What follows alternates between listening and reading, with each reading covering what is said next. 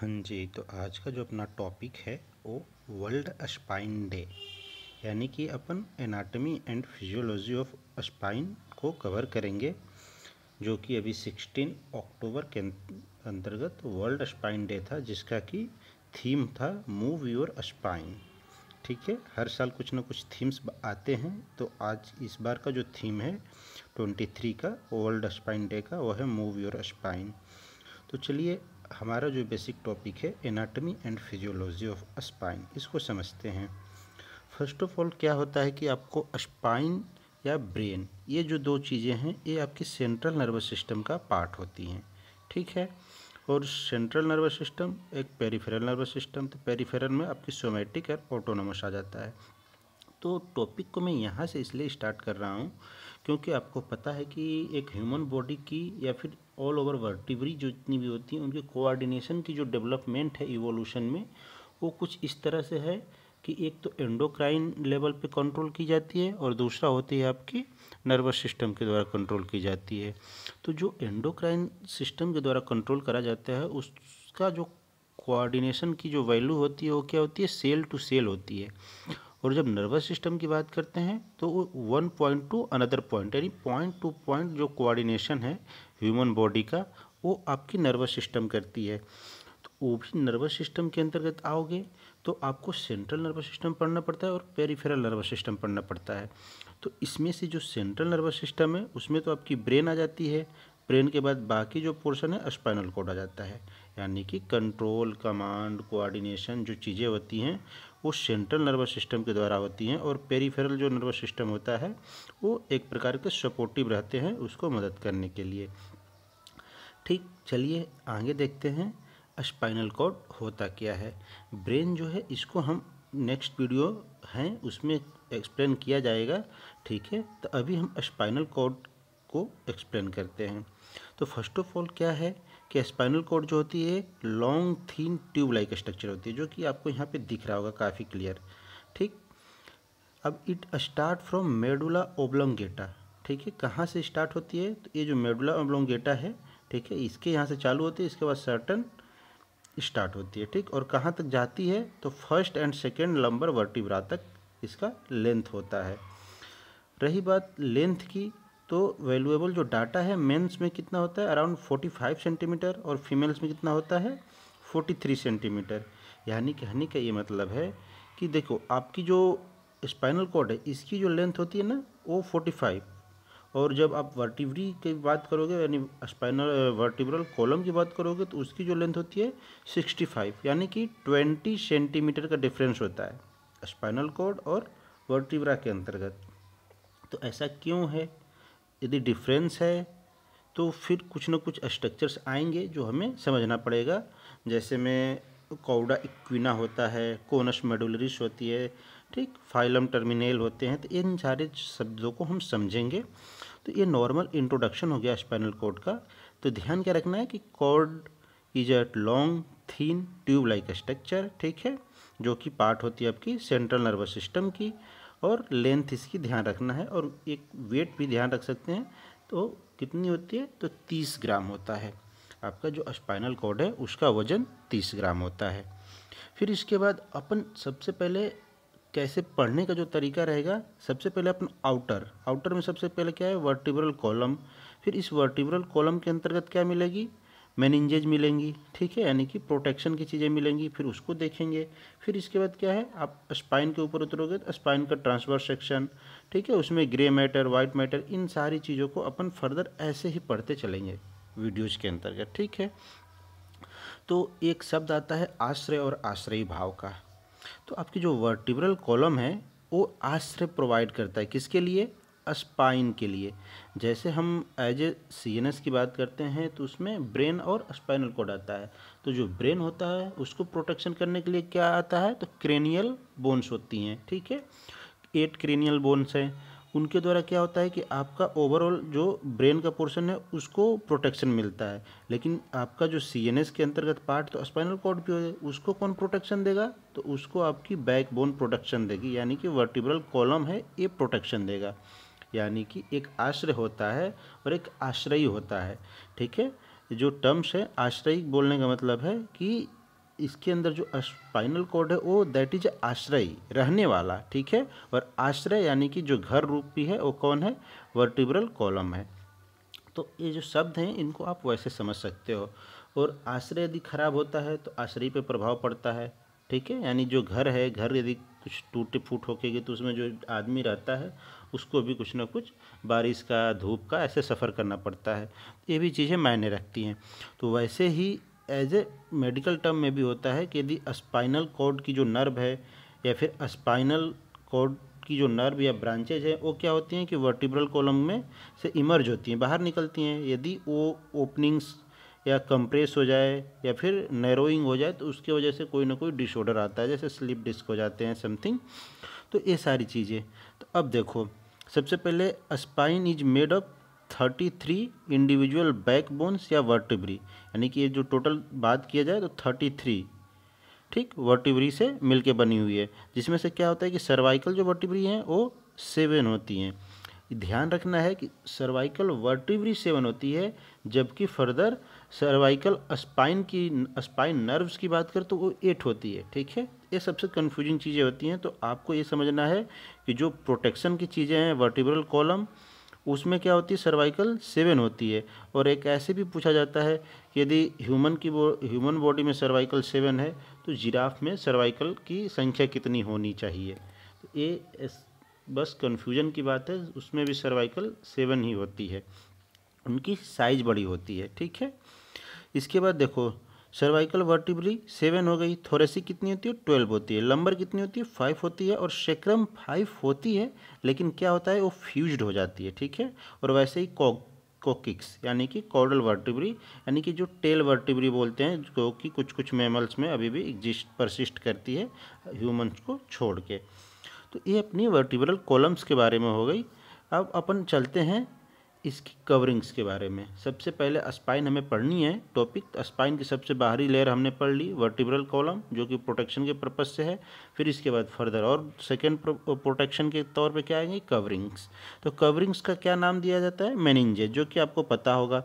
और आपको मेनिंजेज पता है 3 होती है, ड्यूरामेटर, एरेक्नोइड और पायामेटर। तो ड्यूरामेटर जो टर्म्स है उसके जो शब्दार्थ भावार्थ यदि आप समझोगे तो आपको एक्चुअल मीनिंग समझ में आ जाएगा, ठीक है। ड्यूरा शब्द क्यों प्रयोग किया जाता है, ठीक है, हार्डनेस के लिए, टफनेस के लिए, ठीक है। तो ये रहा आपका ड्यूरामीटर। अब ड्यूरामीटर क्या होता है, सबसे आउटर लेयर, देखो यहाँ पे ड्यूरामीटर की लाइनिंग है, यानी कि सबसे बाहरी जो लेयर है वो होगी आपकी ड्यूरामीटर, ठीक।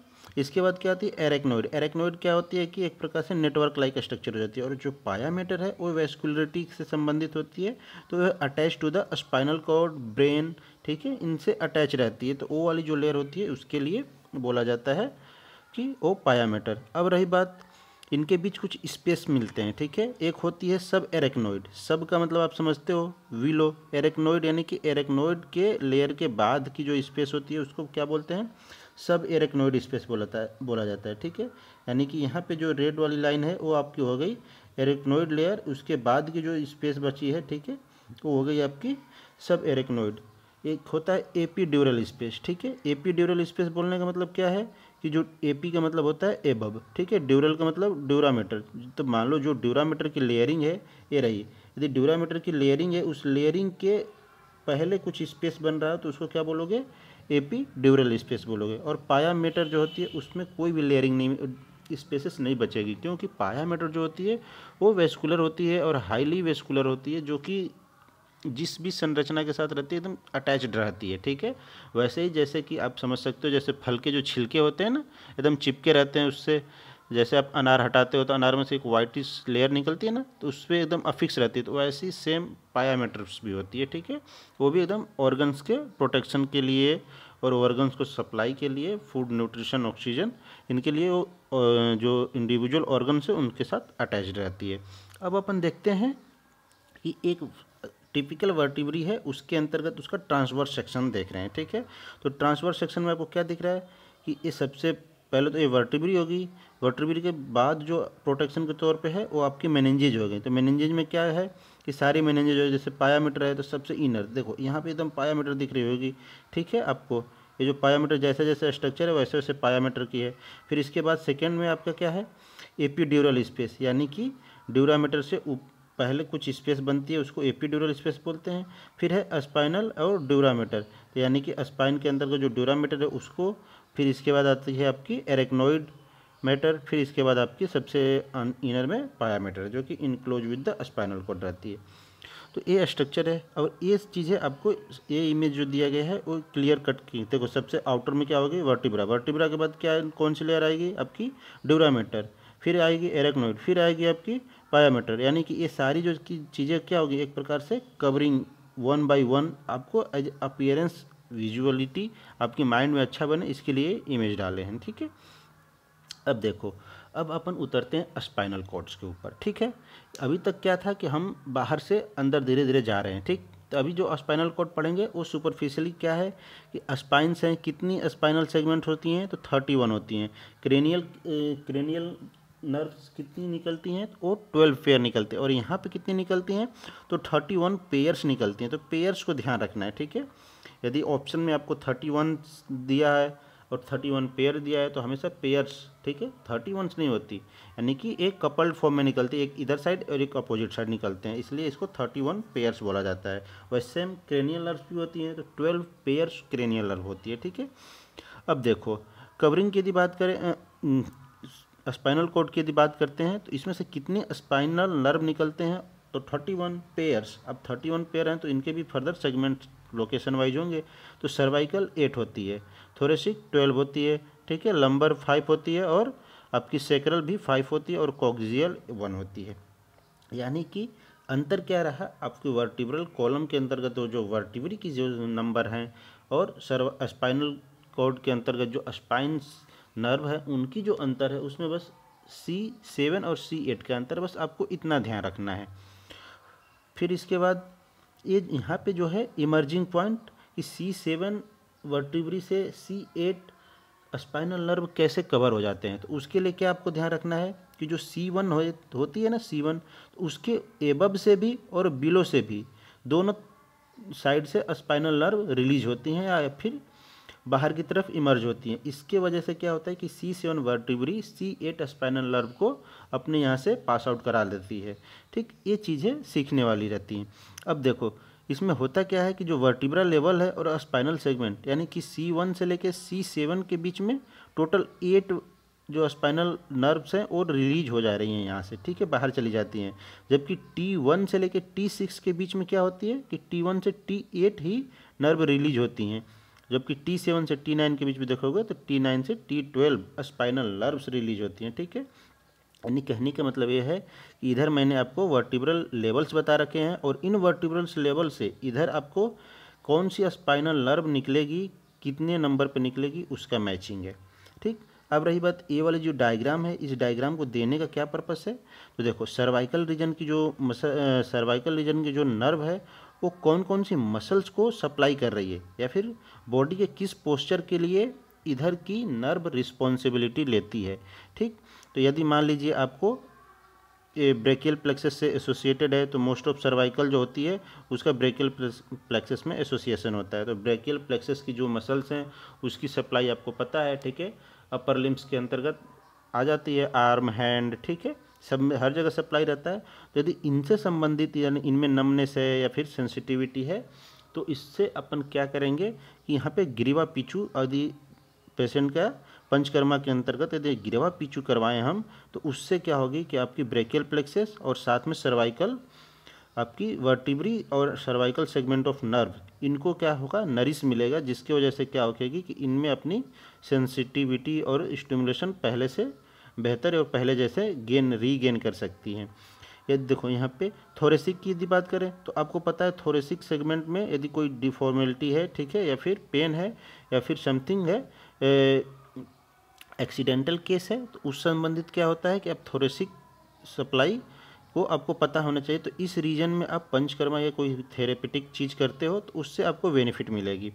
लंबर रीजन, देखो सियाटिका के केस में क्या होता है कि सियाटिका में क्या होता है कि लेग में आपको नमनेस या फिर पेन रहती है, एक सर्टेन पेन, तो उसके लिए आपको कहाँ पे कौन सी ट्रीटमेंट फर्दर करनी है, कौन सी नर्व एसोसिएटेड है, इससे संबंधित चीज़ों को समझने के लिए हमने इस डायग्राम को यहाँ ऐड किया।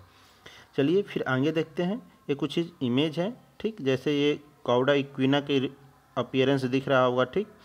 और ये आपकी प्रिजर्व किया गया है और इसकी ब्रांचिंग कितनी ज़्यादा है इसको समझने के लिए।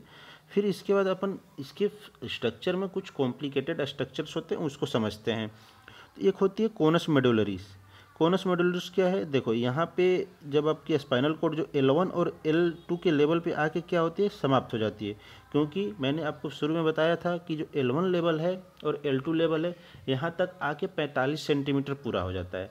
यानी कि आपकी स्पाइनल कॉर्ड है उसकी लेंथ यदि मेल के अंदर बात करते हैं तो 45 सेंटीमीटर बोला जाता है। तो यदि 45 सेंटीमीटर है तो यहाँ पे आके वो L1 और L2 लेवल पे आके समाप्त हो जाएगी। तो यहाँ पे जब समाप्त होती है तो उस जो स्ट्रक्चर होती है वो कोन जैसी दिखती है, तो इसलिए उसको कोनस मेडुलरिस बोला जाता है, ठीक। अब इसके बाद की जो चीज़ें हैं वो कैसी दिखती हैं, तो इसमें काउडा इक्विना यानी कि स्पाइनल कॉर्ड की जो एंड है L1 और L2 पे तो हो जाता है, लेकिन इसके बाद भी फर्दर आपकी नर्व सप्लाई बाहर जा रही है, ठीक है। तो उसके लिए होता क्या है कि अब L1 और L2 पे तो समाप्त हो गई, इसके बाद जो होती हैं रूट्स ऑफ नर्व, ठीक है, वो रिलीज तो होती हैं लेकिन उनकी जो इमर्जिंग पॉइंट होते हैं वो नीचे रहते हैं, ठीक है। उनकी इमर्जिंग पॉइंट नीचे रहते हैं, तो उसकी इमर्जिंग पॉइंट नीचे है तो रिलीज तो यहाँ से हुआ लेकिन इमर्जिंग पॉइंट यहाँ पे है तो उसको जाना तो यहीं से पड़ेगा। तो ये इसके लिए क्या होता है कि जो रूट्स हैं उन रूट्स की जो अपीयरेंस देखते हैं ना तो वो काउडा इक्विना उसको बोला जाता है, यानी कि घोड़े की पूंछ की तरह कंपेयर किया गया, उपमागत नाम दिया गया है, ठीक। इसके बाद आता है फाइलम टर्मिनेल। ये क्या है कि एक्चुअली जो लास्ट का जो चीज़ होती है, यानी कि जो इक्विना जो स्टार्ट हुआ तो इक्विना से लेके एंड ऑफ टील कहाँ तक, तो आपके जो टेल वाला पोर्शन है वहाँ तक एक स्ट्रेट जाती है, ठीक है, और उसको फॉलो करती है पायामेटर्स, ठीक है। तो जो an extension of pia mater that extend from the conus medullary to tail bone help to the anchor the spinal cord in the place, यानी कि स्पाइनल कॉर्ड को अपने जगह पे बनाए रखने के लिए उसको लास्ट में बांधना तो पड़ेगा, ठीक है। तो वो टेल से, यानी टेल बोन बोलने का मतलब है कि कॉक्सियल बोन के द्वारा एक सपोर्ट मिलना। तो उसके लिए क्या होती है कि जो फाइनल टर्मिनल होती है वो कंटिन्यूटी बना के यहाँ से रिलीज होती है और एकदम एंड ऑफ टिप तक जाती है, ठीक।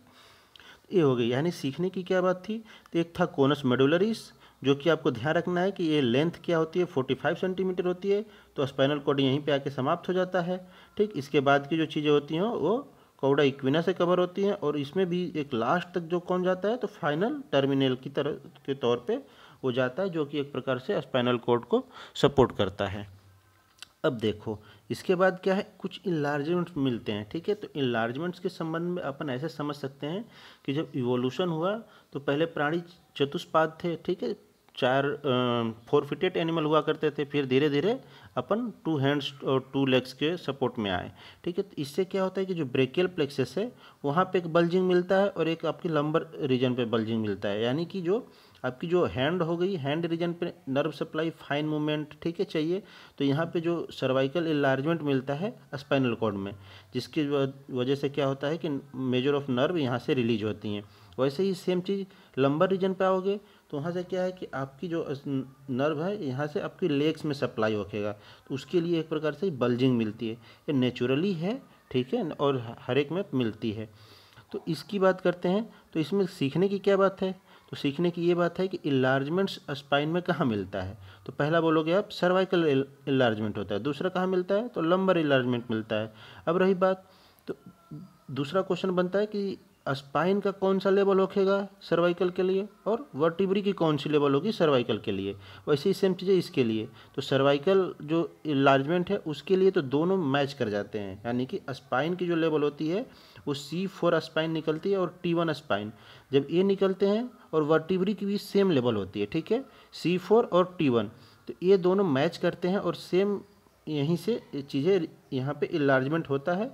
और सेकेंड जो इन्लार्जमेंट है वो लंबर इन्लार्जमेंट है। तो लंबर इन्लार्जमेंट जो होता है वो क्या है कि L2 और S3 ये क्या है स्पाइनल कॉर्ड सेगमेंट, यानी कि स्पाइनल जो है स्पाइन की जो नर्व कौन सी L2 से लेके S3 तक इस लंबर रीजन से, यानी कि लंबर इन्लार्जमेंट से निकलेंगे, लेकिन वर्टिब्रा का लेवल समान हो कोई ज़रूरी नहीं है। तो यहाँ पे वर्टिब्रा का लेवल क्या होता है T9 से T12 होता है, ठीक।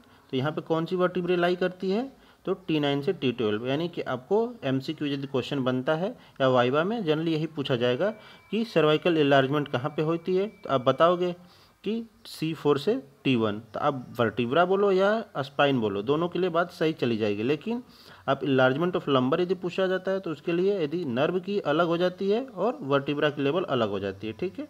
तो आपको इन दोनों डाटा को ध्यान रखना पड़ेगा। अब अपन फर्दर आगे देखते हैं। अब इसका ट्रांसवर्स सेक्शन देखते हैं। तो फर्स्ट ऑफ ऑल क्या होता है ट्रांसवर्स सेक्शन में, जो ये वाली स्ट्रक्चर है इसको आप ध्यान रखो, ये क्या है, वी जैसे दिख रही है ना, वी। तो ये जो वी है इसका मतलब क्या है कि ये जो पूरा स्ट्रक्चर है ये इसका वेंट्रल साइड हो गया, और बिहाइंड अपोजिट जो हो गया उसके क्या हो गया, वो डोर्सल साइड हो गया। तो ये स्ट्रक्चर को आप ध्यान रखना, जिधर ऐसे वी शेप स्ट्रक्चर दिखे उसको वेंट्रल बोलना, और इसके बाद जो रहता है वो हो गया आपका डोर्सल साइड। तो इसमें होता क्या है कि आपको क्वेश्चन में इमेज दे दिया जाएगा और रूट पूछा जाएगा कि डोर्सल रूट के लिए कौन सी लेबलिंग सही है। तो इस पर्पस में मैंने आपको समझाया। देखिए अब क्या है कि एक ग्रे मैटर और वाइट मैटर का कॉन्सेप्ट यहाँ पे आता है। जो ब्रेन होता है, ब्रेन में क्या होता है कि ग्रे मैटर आउटसाइड होते हैं, बाहर की तरफ रहते हैं, और अंदर की तरफ वाइट मैटर होते हैं। और स्पाइनल कॉर्ड में ठीक उल्टा होता है, जो वाइट मैटर होता है वो बाहर चला जाता है और ग्रे मैटर जो होता है वो अंदर चला जाता है, ठीक है। तो देखो यहाँ पे जो अंदर के स्ट्रक्चर है वो सब ग्रे मैटर है, और जो बाहर की स्ट्रक्चर है जो यहाँ पे येलोइश दिखाई गई है वो क्या होती है, वो वाइट मैटर हो जाती है, ठीक। अब रही बात सीखने की, तो इस स्ट्रक्चर में कुछ कुछ चीज़ें हैं, जैसे जो एक ग्रे मैटर है अंदर की तरफ, तो इसकी जो शेप है वो बटरफ्लाई शेप की दिखती है, ठीक है। अब ये जो शेप है ना, इस शेप में कुछ कुछ स्पेसिफिक हो जाता है, जैसे इसको क्या बोलते हैं, एंटीरियर हॉर्न, और यहाँ पे हल्का से एक उभार है, इसको क्या बोलते हैं, लेटरल हॉर्न, और ये बाकी जो पीछे की चीज़ हो गई ये पोस्टीरियर हॉर्न, यानी कि एक प्रकार से सींग जैसी स्ट्रक्चर दिख रही है, ठीक है। तो इसको इंडिविजुअल के लिए हॉर्न बोल दिया गया। अब यहाँ पे देखो एक इधर साइड का एक अलग हो गया, इधर साइड का एक अलग हो गया, लेकिन ये दोनों आपस में अटैच हैं। तो जो अटैचिंग या ब्रिजिंग का जो काम होता है उसके लिए क्या शब्द आता है, कमीशर। तो डोर्सल ग्रे कमीशर ये रहा। फिर यहाँ पे देखोगे तो वेंट्रल ग्रे कमीशन, ठीक है। आपको पता है कि इधर की जो साइट है ये वाली, इधर से लेके इधर का पूरा ये वाली जो साइट है वो क्या है, वो वेंट्रल है। चूँकि मैंने बताया ये जो वी लाइक स्ट्रक्चर दिख रहा है इससे आप वेंट्रल पकड़ो, बाकी इसके अपोजिट साइड डोर्सल। तो ये जो सामने की चीज़ें हैं इसको बोलते हैं वेंट्रल ग्रे कमीशर, ठीक है। और इसके इधर आ जाओ तो इसको बोलोगे डोर्सल ग्रे कमीशर, ठीक। इसके बाद कुछ कुछ इसमें सल्काई भी होते हैं, ठीक है। पोस्टेरोलेटरल सल्कस है, और इसके बाद देखो एंटीरियर फ्यूनिकुलस है, और स्ट्रक्चर की बात करें तो ये लेटरल फ्यूनिकुलस हो गया। तो ऐसे करके ये ट्रांसवर्स सेक्शन है। अपन जब स्पाइन को कट करके देखेंगे तो उसमें हमें ये सारी स्ट्रक्चर्स दिखेंगी। यानी सीखने की बस इतनी बात है कि आप इतना ध्यान रखो कि ग्रे मैटर इसमें इनसाइड होते हैं, जो कि बटरफ्लाई स्ट्रक्चर के होते हैं, उसमें 3 हॉर्न है, ठीक है। जो लेटरल हॉर्न होती है वो हर एक वर्टिब्री लेवल पे परसिस्ट नहीं करती, ठीक है। इसके लिए कुछ स्पेसिफिक लेवल होते हैं जो अभी अगले स्लाइड में हम देखेंगे। तो एंटीरियर पोस्टीरियर हॉर्न तो पूरे परसिस्ट करेंगे, ठीक है। यानी कि आप बात करो सर्वाइकल से लेके आप L1 L2 लेवल पर जाओगे तो वहाँ पे परसिस्ट तो करेगी, लेकिन जो लेटरल हॉर्न होती है इसके लिए कुछ स्पेसिफिक रहते हैं, वहीं पे वो परसिस्ट करती है, ठीक। अब इसके बाद देखते हैं ये जो स्ट्रक्चर है, इसमें मैं आपको ये दिखाने की कोशिश किया हूँ कि हर जगह बटरफ्लाई जो स्ट्रक्चर है ना उसकी चीज़ें वेरी करती हैं। देखो ये 3rd सर्वाइकल लेवल की सेगमेंट है, ठीक है। इस पर आपको कैसे दिख रही है डायग्राम, अब मतलब यहाँ पे जो ओवरऑल स्पाइनल कॉर्ड की जो ट्रांसवर्स सेक्शन है वो आपको सर्कुलर दिख रहा है, ठीक है। और जब आप यही 6th लेवल सर्वाइकल पाए तो थोड़ी सी इलेप्टिकल शेप की हो गई, ठीक। अब 6th थोरेसिक सेगमेंट पे देखें तो स्मॉल आपको दिख रही है, ठीक है, स्मॉल सर्कल दिख रहा है। यहाँ पे क्या हुआ, थोड़ी सी इससे लार्ज हुआ और सर्कल टाइप की है, इलेप्टिकल से नहीं है। तो यानी कि जैसे जैसे सर्वाइकल का लेवल चेंज हो रहा है, इसमें बटरफ्लाई स्ट्रक्चर और स्पाइनल कॉर्ड की जो वाइट ग्रे और ग्रे मैटर है और वाइट मैटर है, इनमें क्या होता है कि इनकी साइज शेप में थोड़ी थोड़ी चेंजेज है, लेकिन ओवरऑल स्ट्रक्चर क्या है, सेम है। जैसे कि ये आपकी जो टिपिकल हमने आपको स्पाइनल कॉर्ड का ट्रांसफर सेक्शन दिखाया, सेम इससे मैच नहीं करेगा, सुपर इम्पोज नहीं होगा, लेकिन सिमिलरिटी प्रदर्शित करता है, ठीक है। ये सीखने की बात रही। अब इसके बाद आता है grey matter of spinal cord. तो फर्स्ट ऑफ ऑल क्या है कि देखो स्पाइनल कॉर्ड कंपोज किससे होती है, तो इनर कोर जो होता है ग्रे मैटर, मैंने आपको समझाया इनर कोर जो है ग्रे मैटर, बाहर के जो कोड है वो सब क्या होती है, वो वाइट मैटर से बनी होती है। और ये स्ट्रक्चर क्या है, देखो बटरफ्लाई लिखा हुआ है। फिर इसमें होता क्या है, जो ग्रे चीज़ें प्रोड्यूस कैसे होती है, तो जो नर्व सेल होते हैं ना उसकी सेल बॉडी और डेंड्राइट्स, इसकी वजह से क्या होता है कि ये चीज़ें ग्रे अपीयरेंस दिखाती हैं। और वाइट क्यों से अपीयरेंस आ रहा है, तो उसमें एक्सॉन्स होते हैं, ठीक है, एक्सॉन्स में माइलिनेटेड सीड होती है, उसकी वजह से क्या होता है कि इसकी कलर वाइट हो जाती है। और ये जो बीच में वाइट है वो सेंट्रल कैनाल है, ठीक है, तो वो क्या होती है, वो सेंट्रल कैनाल होती है, फोर्थ वेंट्रिकल से कंटिन्यू करती हुई, उसमें CSF का फ्लो रहता है, ठीक, जो कि एक प्रकार से रिस्पॉन्सिबल होते हैं। तो ये फोर्थ वेंट्रिकल, ठीक है, कंटेनिंग CSF, इससे क्या होता है, CSF आपको पता होगा एक प्रकार से नरिशमेंट करती है, ठीक है, और एक प्रकार से सपोर्ट भी करती है, बाउंसी प्रोवाइड करती है, ठीक। फिर part of grey matter anterior central canal to anterior grey commissure, ठीक है, ये जो कमीशर वाली कॉन्सेप्ट में आपको पहले भी समझा चुका हूँ, ये सारी चीज़ें थ्योरेटिकल इसमें आपको लिखा हुआ है। तो ये होगी आपकी grey matter of spinal cord. अब अपन देखते हैं व्हाइट मैटर के संदर्भ में। तो व्हाइट मैटर बोलने का मतलब ये जो बाहर की जितनी भी स्ट्रक्चर हैं, ठीक, ये हॉर्न लाइक स्ट्रक्चर को छोड़ दो, बाकी जो चीज़ें हैं सब व्हाइट मैटर हैं, ठीक, ये पेरीफेरी की जो भी चीज़ें हैं। तो व्हाइट मैटर सराउंड होती है, सराउंड करती है किसको, grey matter of spinal cord को। और ये डिवाइड हो जाती है किस में, तो देखो 3 कॉलम्स ट्रैक्ट या फ्यूनिकल्स में, एंटीरियर लेटरल पोस्टीरियर, ठीक है। जैसे देखो यहाँ पे आपको क्या दिख रहा है, ये लेटरल दिख रही है आपकी, ये पोस्टीरियर दिख रही है, इधर साइड आओगे तो इंटीरियर हो गई। और आपको पता है ये जो यहाँ पे जो दिख रहा है ये वेंट्रल साइड है, और ये साइड क्या होगी आपकी डोर्सल। मैंने आपको समझाया कि जहाँ पे ऐसे V शेप का कट लगा है वो सारी की सारी चीज़ आपकी वेंट्रल होगी, उसके ठीक अपोजिट साइड, यानी कि इधर का ले लो, इससे इधर तो वेंट्रल, और इससे यदि उधर जाओगे तो डोर्सल, ठीक। अब इसके बाद जो भी लेबलिंग है उसको उसी के अनुसार से नाम रख दो, जैसे एंटीरियर या वेंट्रल कॉलम्स हो गया ये, ठीक है, यहाँ पे जो अपीयरेंस दिख रहा है। अब इधर आओगे तो पोस्टीरियर या डोर्सल हॉर्न को रिप्रेजेंट कर रहा है ग्रे मैटर के लिए, ठीक है, तो सेम एज इधर आओगे तो पोस्टीरियर कॉलम्स हो जाएंगे, ठीक। ये आपकी वाइट मैटर हो गई।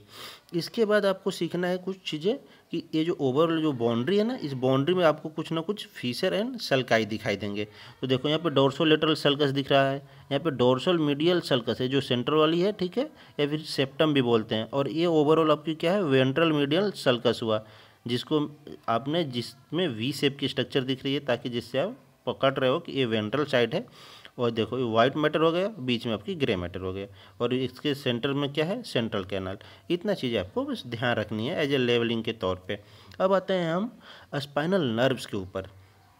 तो आपको पता है total spinal nerve 31 pairs release हो रहे हैं, ठीक है, आपके स्पाइनल कॉर्ड से। तो इसमें क्या होता है कि सबकी जो रूट्स हैं, ठीक, आपको पता है कि ये वेंट्रल साइड हो गया, ये डोर्सल साइड हो गया। तो डोर्सल साइड में क्या होती है कि जो डोर्सल रूट है इसमें आपको बाइपोलर न्यूरॉन्स होते हैं, ठीक है, जो कि सेंसरी न्यूरॉन्स की काम करते हैं। और नीचे वाली जो है आपकी वेंट्रल साइड से जो रूट होती है उसमें मोटर न्यूरॉन होते हैं। यानी कहने का मतलब है कि ये कोई भी सेंस को रिसीव करेगी, फिर इंटर न्यूरॉन्स रखेंगे यहाँ पे, यदि स्पाइनल कॉर्ड एक्ट कर रही है तो वो इंटरेक्ट करेगी, और फिर रिस्पॉन्ड के लिए मोटर न्यूरॉन से आपको जिस भी जहाँ से स्टिमुलेशन आया है उसको एक्शन करने के लिए मैसेज भेजा जाएगा, ठीक है। तो ventral root are motor while dorsal root are sensory, ठीक है, शब्दों को लिखा गया है, आप पढ़ सकते हैं। The 2 roots join from the spinal nerve prior to the exiting the vertebral column, ठीक, फिर वो जुड़ जाते हैं, इसके बाद रिलीज होते हैं, इसलिए पेयर शब्द यूज किया जाता है, ठीक। अब ये जो इमेज है इसमें ये है कि इसकी नेटवर्किंग कितनी कॉम्प्लिकेटेड होती है। यानी कि आपको ये आपका स्पाइन हो गया, ठीक है, इसके अंदर देखो ये वेंट्रल साइड हो गया, ये डोर्सल साइड हो गया, ठीक है, और आपको दिख रहा है इसके सारे हॉर्न हो गए, ठीक है, ये एंटीरियर, ये पोस्टीरियर, या फिर वेंट्रल हॉर्न, डोर्सल हॉर्न बोल लो, ठीक है। अभी आपको डोर्सल रूट दिख रही है, ठीक, ये तो यहाँ पे क्या हुआ, ये दोनों आके मिल गए, ठीक है, रूट मिले, इसके बाद से ये रिलीज होते हैं। तो डोर्सल रेमस बनता है, फिर इसके लेटरल ब्रांच बनते हैं, ठीक, फिर वाइट रेमस कम्युनिकेंस बनता है। ऐसे करके ओवरऑल जो टिपिकल स्पाइनल नर्व्स हैं उनको रिप्रेजेंट करने के लिए इस इमेज को डाला गया।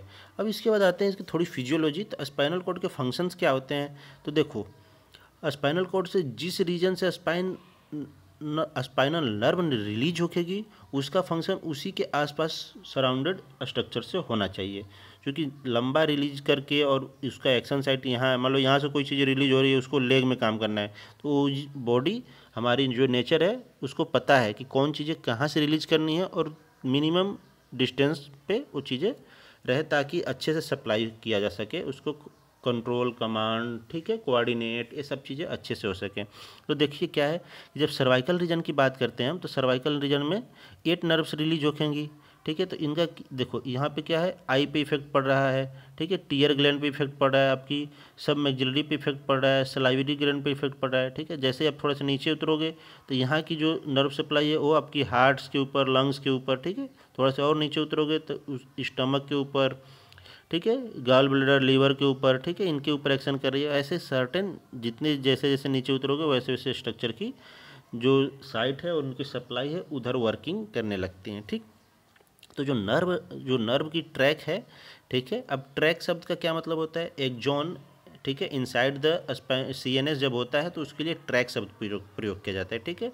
आउटसाइड बॉडी होता है तो एक जोन बोल लेते हैं, ठीक है। तो असेंडिंग एंड डिसेंडिंग होता है, तो इसके लिए आपको एक चीज़ याद रखना होगा, SAME, ठीक है। SAME बोलने का मतलब क्या है कि आपको SAME, ठीक, यानी कि जो सेंसरी होते हैं वो असेंडिंग नेचर के फिर होते हैं, जो मोटर होते हैं वो, ठीक है, ए फ्रंट नेचर के होते हैं, और जो मोटर होते हैं वो ई फ्रंट नेचर के होते हैं। यानी कि जो मोटर नर्व होती हैं वो ई फ्रंट नेचर की होती हैं और जो सेंसरी होते हैं वो ए फ्रंट नेचर की होती हैं, ठीक है। तो आप हमेशा के लिए याद रखो SAME, सेम, ठीक है। तो सेम का मतलब क्या होता है कि सेम का मतलब आप इसको डिकोड करोगे तो जो सेंसरी होते हैं वो एफरेंट नेचर के होते हैं, यानी कि वो मैसेज को लेके आती हैं, ठीक है। और जो मोटर होते हैं वो मैसेज को ब्रेन से लेके उस ऑर्गन साइट तक लेके जाते हैं जहाँ पे एक्शन करना होता है, ठीक। ये चीज़ें हो गई। इसके बाद और देखो, अब आते हैं कुछ रिफ्लेक्सेस के, क्योंकि स्पाइनल कॉर्ड क्या होता है वो ब्रेन की, देखो ब्रेन का क्या बोलते हैं, ब्रेन एसोसिएटेड तब होता है जब आप कोई चीज़ है सोच के कर रहे हो, वॉलेंट्री कर रहे हो। जब कुछ चीज़ें इनवॉलेंट्री होती है तो वो सेरेबेलम और आपके स्पाइनल कॉर्ड के रिफ्लेक्सेस के ऊपर कंट्रोल करती है, ठीक है। तो यहाँ पे जो बताया गया है, देखो यहाँ से क्या हुआ कि आपने एक प्रकार से सेंस कुछ किया, ठीक है, यानी कि हॉट ऑब्जेक्ट है, यहाँ से आपकी सेंसरी न्यूरॉन्स एक्टिव हुए, उसने मैसेज को कैरी आउट किया, डोर्सल रूट से होते हुए आपके स्पाइनल कॉर्ड के अंतर्गत गई। यहाँ पे आपकी इंटर न्यूरॉन्स हैं, ठीक है, cell body of inter neurons है, वहाँ से कुछ रिस्पॉन्स आपके लिए बनाया गया, उसको कौन किया, मोटर न्यूरॉन में आ गया, ठीक है। मोटर न्यूरॉन से यहाँ पे आया और आपने अपनी मसल्स को वर्क किया और आपने यहाँ से अवे कर लिया, इस चीज़ को हटा लिया हाथ, यानी पेन रिसेप्टर्स ऑफ स्किन से आपको एक प्रकार से एक्शन लिया गया और वो सारी चीज़ें आपने अपने हाथ को वहाँ से हटा लिया कैंडल के ऊपर से। तो ये जो रिफ्लेक्स है इसमें आपकी ब्रेन कंट्रोल नहीं है। अब ब्रेन का मतलब कि CNS के अंतर्गत जो ब्रेन का हिस्सा है उसने कमांड नहीं किया इसको किसने कमांड किया, तो आपके स्पाइनल कॉर्ड ने कमांड एंड कंट्रोल किया। लेकिन फर्दर यदि आप जानबूझ के उंगली जलाना ही चाह रहे हो, ठीक है, तो इसका कंट्रोल कौन करेगा, ब्रेन करेगी। यानी कि जैसे ही अपने अचानक से हुआ तो उसमें जो हटने का बचने का जो डिफेंस सिस्टम है उसको कंट्रोल किसने किया, स्पाइनल कॉर्ड ने, ठीक। लेकिन आपने जानबूझ के ट्रेन के आगे कूदना ही है, ठीक है, गाड़ी से या पानी में डूबना ही है, ऐसे टाइप के जो रिस्पॉन्स है, या फिर आपको उंगली जलाना ही है, ये सारी रिस्पॉन्स यदि आप ले के जानबूझ के कर रहे हो तो उसमें ब्रेन इन्वॉल्व होता है, ठीक। तो ये चीज़ें रही। अब इसके बाद ब्लड सप्लाई देखते हैं अपन। तो blood supply of to spine cord क्या होता है, तो वर्टिब्रल आर्टरी होती है, वही जो मेन सोर्स होती है ब्लड सप्लाई करने के लिए आपके स्पाइनल कॉर्ड को, ठीक है। फिर following branch of the vertebral artery कौन कौन से होते हैं, तो एक एंटीरियर स्पाइनल आर्टरी होती है, फिर उसके पीछे देखोगे तो 2 पोस्टीरियर स्पाइनल आर्टरी होती है, फिर एंटीरियर पोस्टीरियर रेडिकुलर आर्टरी होती है और आर्टरियो वेसोकोरोना। ये टोटली आपकी स्पाइनल कॉर्ड को ब्लड सप्लाई कर देते हैं। तो ऐसे करके अपना जो सारा टॉपिक है अपन कवर किए, स्पाइनल कॉर्ड को कवर किए। अब उम्मीद है आपको समझ में आई होगी स्पाइनल कॉर्ड की एनाटॉमी एंड फिजियोलॉजी। मिलते हैं नेक्स्ट वीडियो में नए टॉपिक के साथ, तब तक के लिए धन्यवाद।